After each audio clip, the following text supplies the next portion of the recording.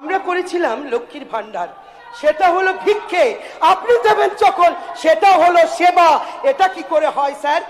আর আপনি করলেন বার্ধক্য, বিধবা, ফিজিক্যালি চ্যালেঞ্জদের আপনি 500 টাকা বাড়ালেন, মাত্র 500।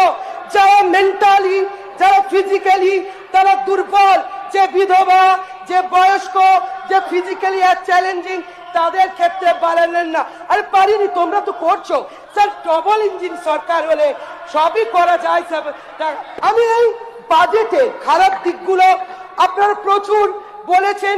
আমার মনে হয়েছে এই 8 মাসের বাজেট আপনারা প্রতিশ্রুতি পূরণের বাজেট, অর্থাৎ নির্বাচনের আগে যে প্রতিশ্রুতি বাংলার মানুষকে দিয়েছিলেন, আপনারা সেই প্রতিশ্রুতি পূরণের জন্য আর্জেন্সি অনুভব করে এই বাজেটকে পেশ করেছেন স্যার। কেন এই বলছি? আপনি স্যার ডিএ ঘোষণা করলেন, 22শে জুন আপনার বিবৃতিতে। আর লাগু হবে কবে? আমার সরকার কি করে গেছিল? 18%, 4% বাড়িয়েছিল, কিন্তু তিনি করেননি, স্বীকার করছি, করেননি। কিন্তু আপনি করলেন 20%। লাগু হবে কবে? October sir, October.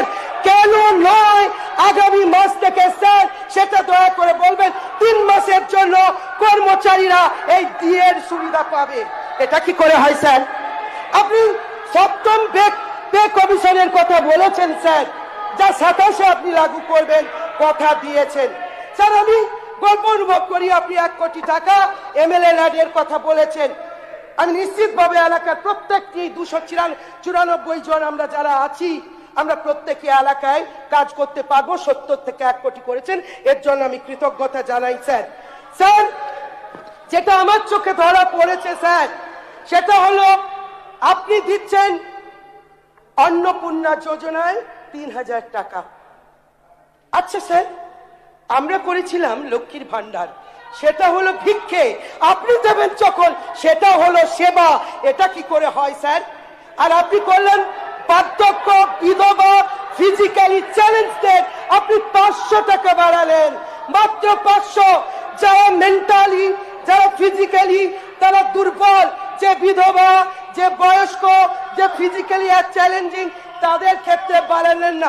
আরে পারিনি, তোমরা তো করছো স্যার। ডবল ইঞ্জিন সরকার হলে সবই করা যায় স্যার। সাথ আছে, সাধ্য নেই।